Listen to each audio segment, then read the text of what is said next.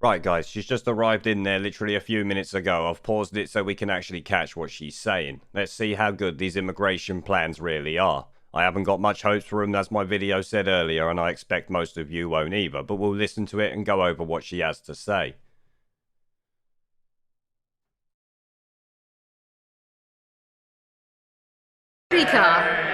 Mr. Speaker, I wish to make a statement on our new plan for immigration.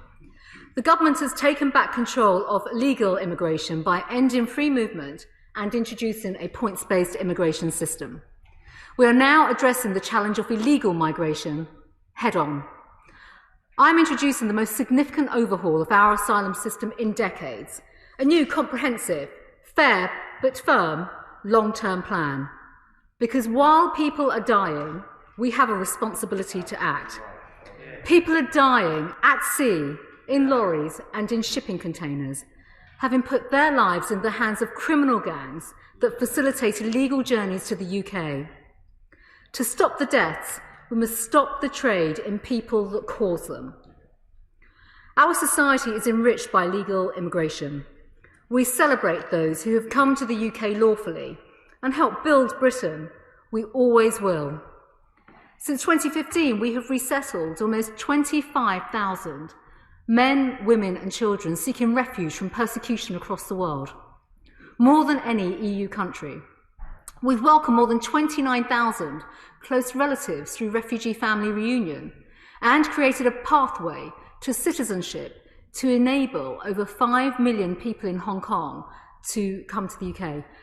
Nobody can say that the British public are not fair or generous when it comes to helping those in need. But the British public also recognise that for too long, parts of the immigration system have been open to abuse. At the heart of our new plan for immigration is a simple principle: fairness. Access to UK's asylum system should be based on need, not the ability to pay people smugglers. If you enter illegally from a safe country like France, where you should and could have claimed asylum, you are not seeking refuge from persecution, as is the intended purpose of the asylum system.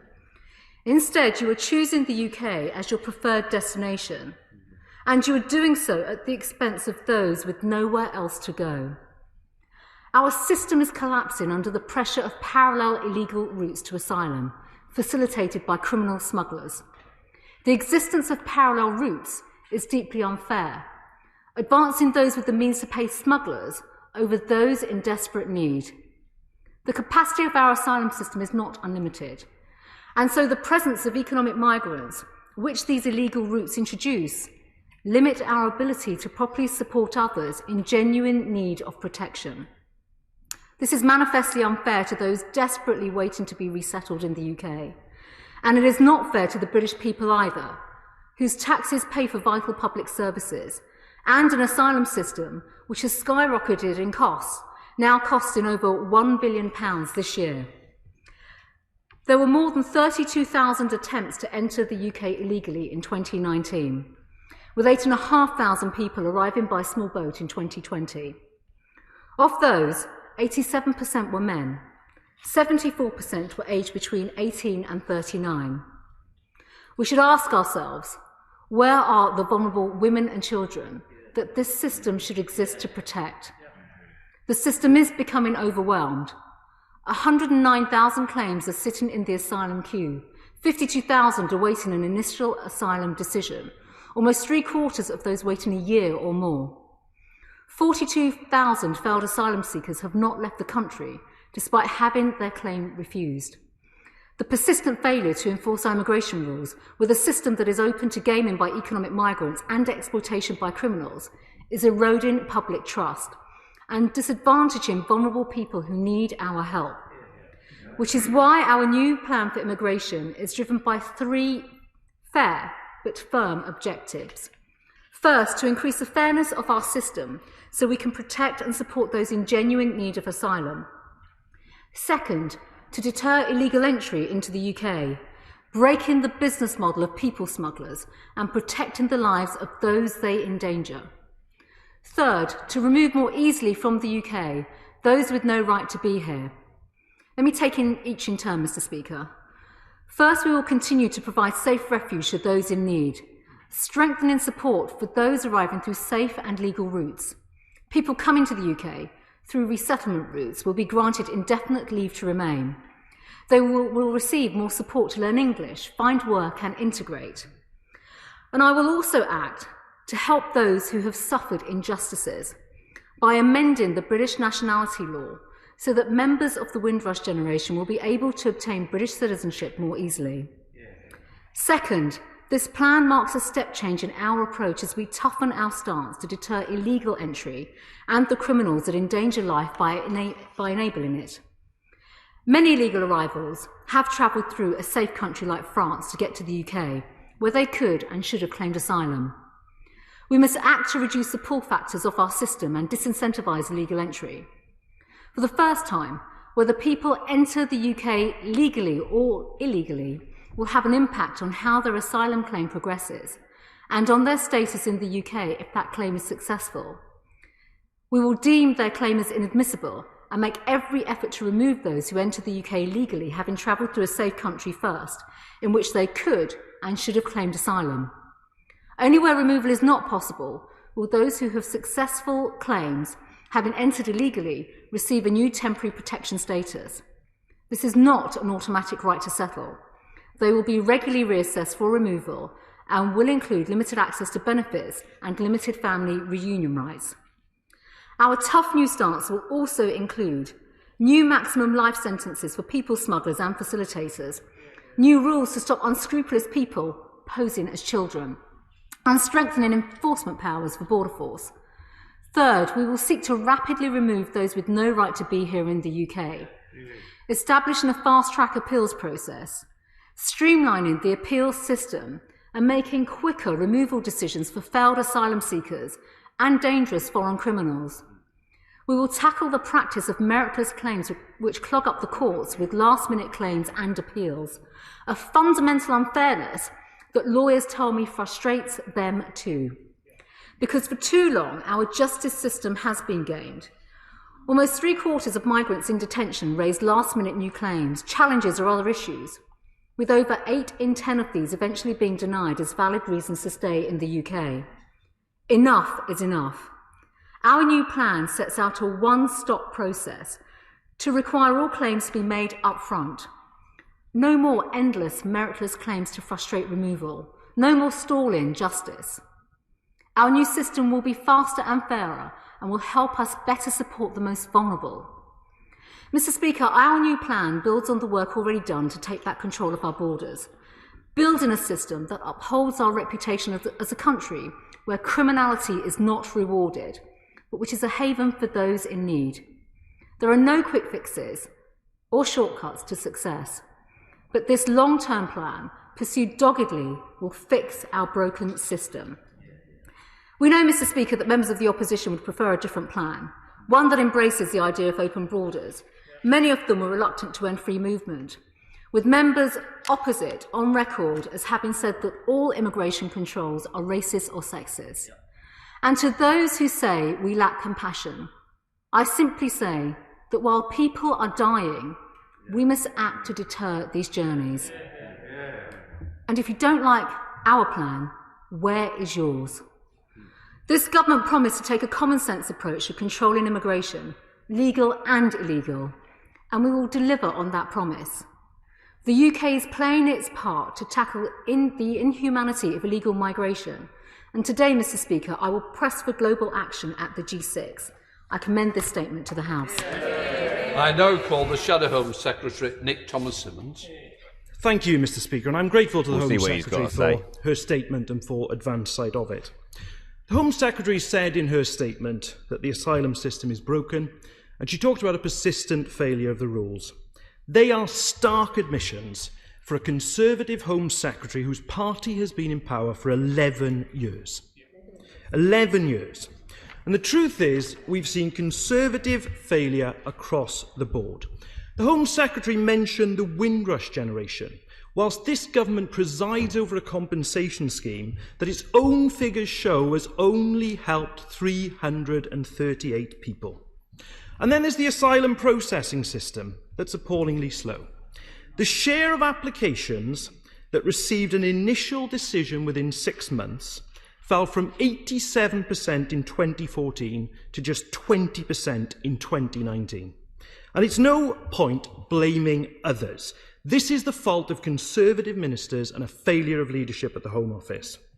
And there hasn't been the progress we need on the promised agreement with France, on dealing with appalling criminal gangs and rises in the horrific crime of human trafficking.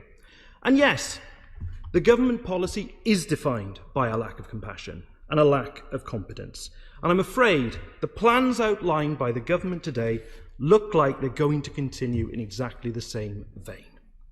No wonder the plans outlined have been described as inhumane by the British Red Cross. The plans risk baking into the UK system the callousness, frankly, of this government's approach. No wonder either that the UNHCR has expressed its concerns about the government's understanding of international law. The Home Secretary spoke today about the importance of safe and legal routes.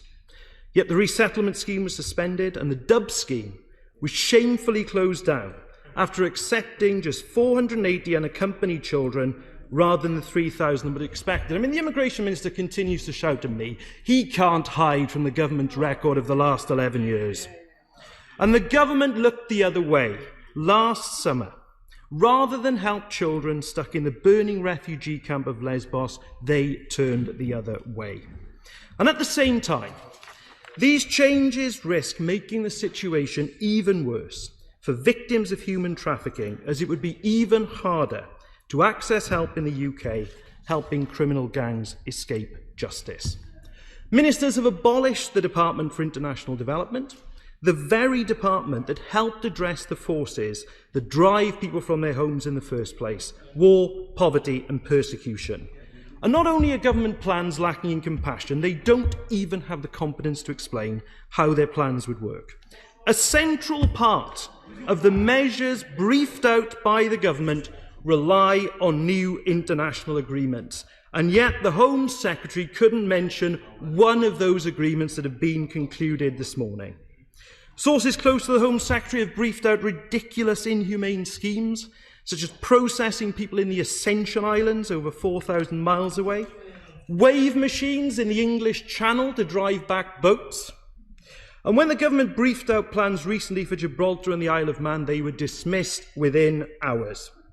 The proposals also show, Mr. Speaker, that the government has not woken up to the urgent need to protect the UK against the pandemic and support our health and social care system to rebuild. We've heard the Prime Minister this week be dangerously complacent about a third wave of COVID from Europe, and the threat of new variants continues to grow. Yet none of the UK government plans include measures desperately required to protect the UK. We need world-leading border protections against COVID, including a comprehensive hotel quarantining system. Yet throughout this pandemic, the government has done too little, too late. The proposals do nothing to address the recruitment crisis in the health and social care system, where urgent changes are needed to help recruit the medical and social care staff to deal with COVID and NHS waiting lists. Mr. Speaker, the reality is the measures outlined today will do next to nothing to stop people making dangerous crossings, and they risk withdrawing support from desperate people. The Conservatives have undoubtedly broken the immigration system over the last 11 years, but the reality today is they have absolutely no idea how to fix it. Home Secretary. Thank you, Mr. Speaker. Well, Mr. Speaker, firstly, let me take the Right Honourable Gentleman's distasteful comparisons to Windrush head on. Members of the Windrush generation came to the UK lawfully to help rebuild Britain, and they were wronged by successive governments, Mr. Speaker, including Labour governments. It is simply insulting to attempt to draw parallels between them and those entering our country unlawfully. This government is not only ensuring that Windrush victims receive compensation, the compensation that they deserve, but, Mr. Speaker, today I'm announcing new measures to fix historic anomalies in the British nationality law to ensure that members of the Windrush generation can receive British citizenship more easily. And Mr. Speaker, that's a Conservative Home Secretary and a Conservative Prime Minister and government righting these wrongs. And as I've set out previously in this House, the Home Office is absolutely committed to supporting victims of the Windrush generation. And that is why today I have launched the biggest and the most wide-ranging consultation when it comes to this new plan for immigration. Secondly, Mr. Speaker, the Right Honourable Gentleman has commented on the record of Conservatives in government. So let me just set out some facts for him. From the expulsion of Ugandan Asians, such as my own family members, from a repressive regime to proudly resettling more refugees, as the Honourable Gentleman heard me say in my statement, more than any other EU country, to supporting campaigners fleeing political persecution in Hong Kong. That is the record of Conservatives when it comes to humanitarianism. And under the Conservative leadership of this government, the United Kingdom will and will always provide a sanctuary to people who are having the lights switched off on their own liberty and personal freedoms. And this new plan will build upon that.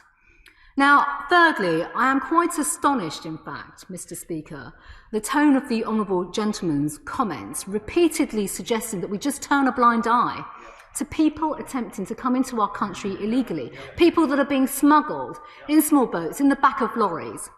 He will well know that we have stood in this House too often to hear about the tragedy of people that have died, whether it's in the Channel or in the back of refrigerated lorries. And I will not apologise for being abundantly clear that an illegal journey to the UK is not worth the risk. And that is what this plan is about.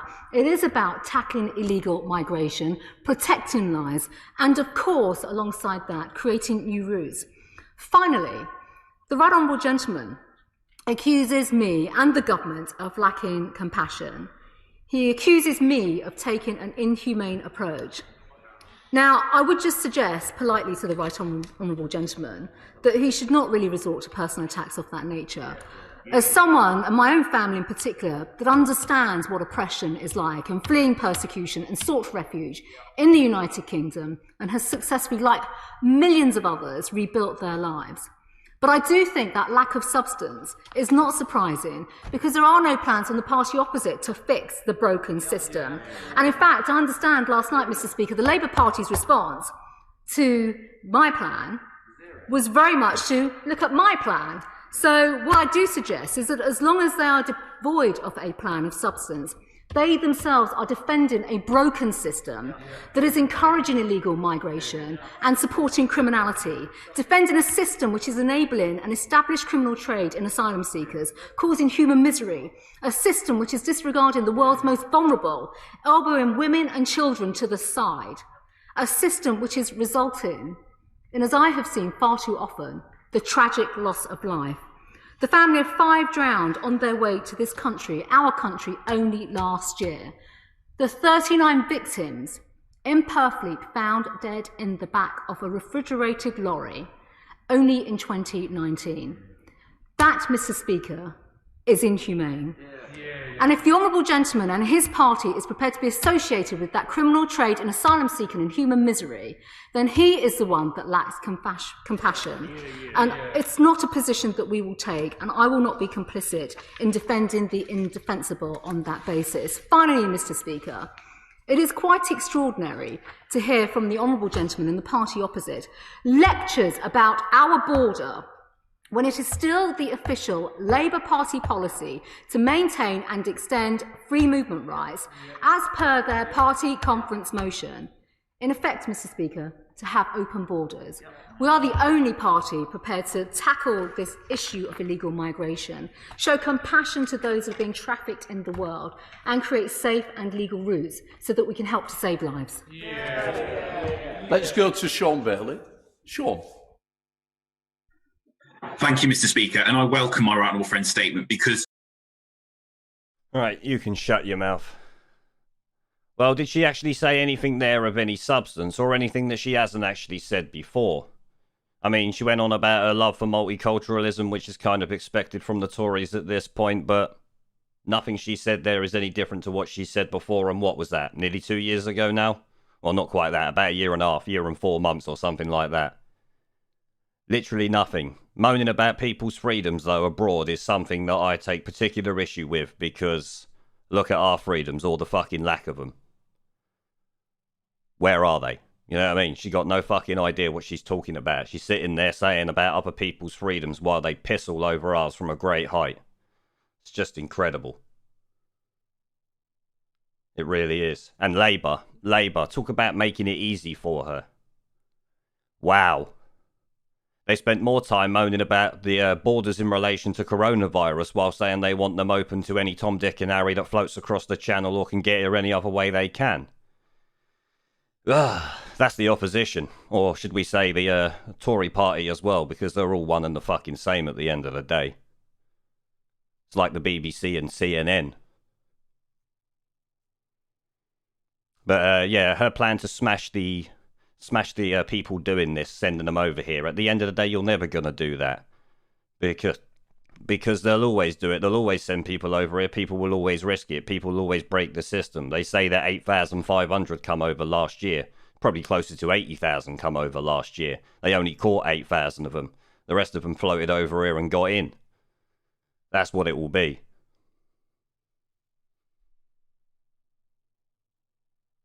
These fuckers don't have a clue, remember? They don't live in the real world like we do. They've never lived in the real world. I mean, she sat there talking about her oppression and all this shit, while she's filthy, stinking rich, ruling over all of us, letting every Tom, Dick and Harry in the country, picking them up in our fucking boats, for God's sake.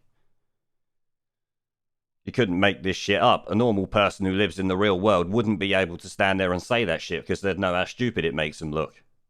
But Labour obviously have to go one better and make her look good. I have to say, the Labour MP, when he stood up, he made her look good. How are you supposed to hold these people to account if the opposition who's there to hold them to account makes them look great? You know what I mean? Her fucking immigration plans are completely piss poor. But in relation to Labour's, that she kept saying they don't have one, yes they do. You said what their plan was. Their plan was to just let them come in. You know what their plan is. They don't beat around the bush. It's essentially your plan, but more open about it. When you're picking them up halfway across the channel from the French who you pay to fucking do it at this point, I'd say that's the way it's going. Maybe the chat thinks I'm wrong, I don't know. It's the way I took it anyway.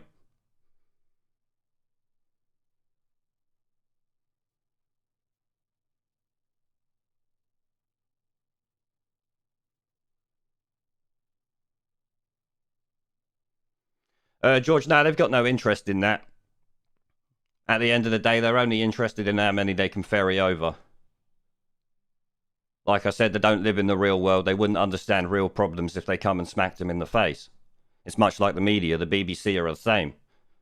Look at them the other day with their laughing at the flag and things like that. It's about the only thing you can actually give the Conservatives any credit for, is the fact that they at least stand with the flag. They at least show some loyalty to this country in some sense of the word. Labour don't. If there was a fucking Union Jack behind the Labour MP, they'd be running a mile if a camera was nearby. And that's pretty piss poor when the government that's supposed to be for the country and all that, the only thing you can say good about them is that they'll stand with a flag. And they've only started doing that recently. It's not exactly like they've done that since day dot, is it? We need to load the English channel with piranhas. No. It'd probably be cruel to the piranhas, in all honesty. What we need to do is, as soon as the boats arrive or you find them in the channel, you take them straight back. Simple as that. Straight back across. Not 24 hours, not 30 months, not 2 weeks. There and then. Instantly. Tow them back. Don't put them in your boat. Tow them back. Simple as that. At the end of the day, it's not on us to worry about the risk they took. We'll pull them back to the French coast. That's it.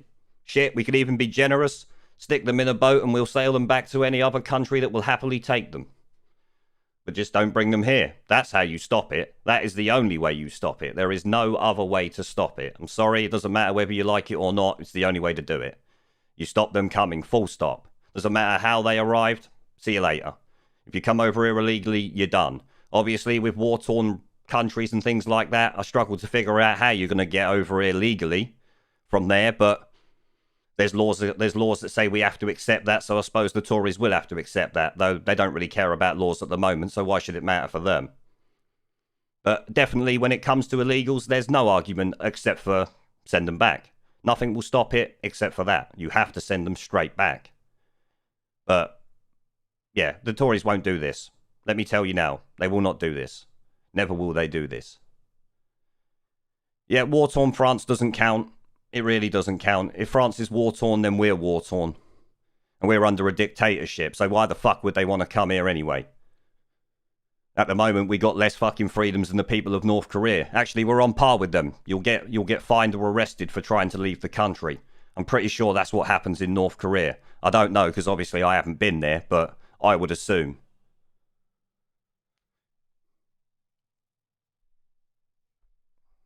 Syria looks nice right now.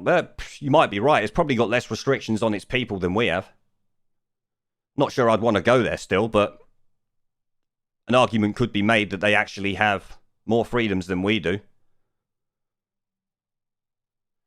Now, one thing that Priti Patel did say that I did agree with during that is her talking about the lawyers who help these people do this and help cost us more money by fighting against it when they are actually trying to deport people, which obviously is rare. But that's it. That's one thing she said that I agreed with. The rest of it was just bollocks. Literal bollocks.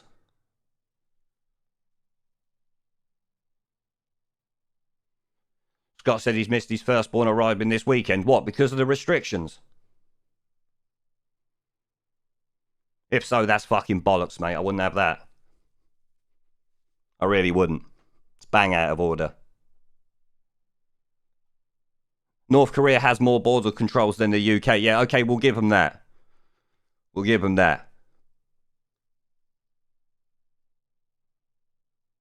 She's stuck abroad.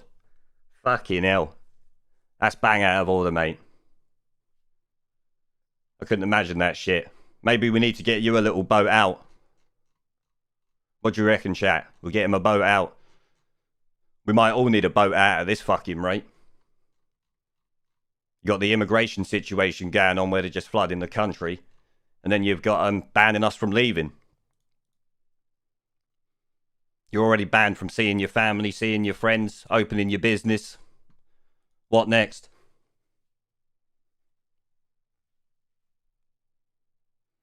Gonzo said he wants to go to Australia. I'd be cautious about that. They've done some more draconian shit than us at times. Yeah, Dover has plenty, Wayne. You are not wrong. Although, really, we should just stick the politicians in the boats and send them back. I think that's a better idea. Send them off out the door. It's like earlier, actually, I see something about Boris saying that about the vaccine and greed and all this and capitalism got it. And obviously Labour and the media shit the bed over it. And I was like, well, if Labour and the media and all that are so dead against greed, why don't they give back some of their fucking salaries that they've taken over the past year while they've stopped everyone from doing what they need to make their money? Not one of them are going to do that, are they? So they're all greedy bastards. So you can't moan about Boris being a greedy bastard and saying about greed if you're doing the exact same thing while you shit over everyone else. How many people have lost their jobs? How many people are sitting on furlough waiting to lose their jobs? Just being paid so that you don't riot at the moment. Because that's what furlough is. It's sure as shit not for fucking to keep your job going. Your business has still got to pay all of the fucking bills it needs to pay. Them paying you doesn't help. It just stops them having to fucking sack you and makes the Tories look better. It's a political decision. Obviously, if it was Labour, they'd just be throwing money at you. We'd have spent about 200 trillion by now. Sadwing says, take a picture of the pug's ass and put it up on the screen. It would be an improvement. While it would be an improvement, I am not violating the pug like that, mate. You're going to stand as a local at the an independent at the locals, sorry, against the lockdown. Yeah, well, I don't really agree with the bloody political system and things like that. Even if a party had massive, widespread support, and we're talking millions and millions of voters, and it wasn't one that the media and the powers that be could keep control of, or at least keep an eye on, it would get shut down, smeared, corruption would occur. They would never give up power. Those with power now will never give it up. Not easily, anyway. There are ways of doing it, but they're not going to happen because too many people are too blasé about 90% of shit. You've seen that over the last year.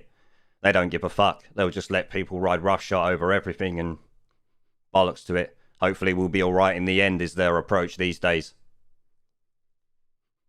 Most people, you got to remember why they go along with all of this shit. They'll think like we do. They don't agree with it. They won't be happy with it. But they're too placid to do anything about it. Even just to speak up and say something. That's it. They'll just sit there and think, oh, this is fucking bollocks. And then try and continue with their life moving around the bollocks. It's much like what you see in London.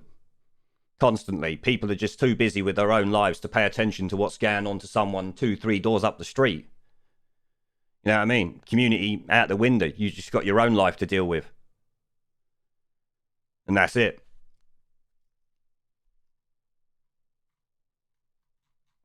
But as expected, I said it in my video earlier, pretty piss poor Patel gave us fuck all. Rotten politics there is correct 100%. Ignorance is bliss. It really is. What you don't know can't hurt you. It's not a good way to live, but many do. It's better to know things even if you don't fucking like it. Even if it pisses you off. Just fucking suck it up. It happens.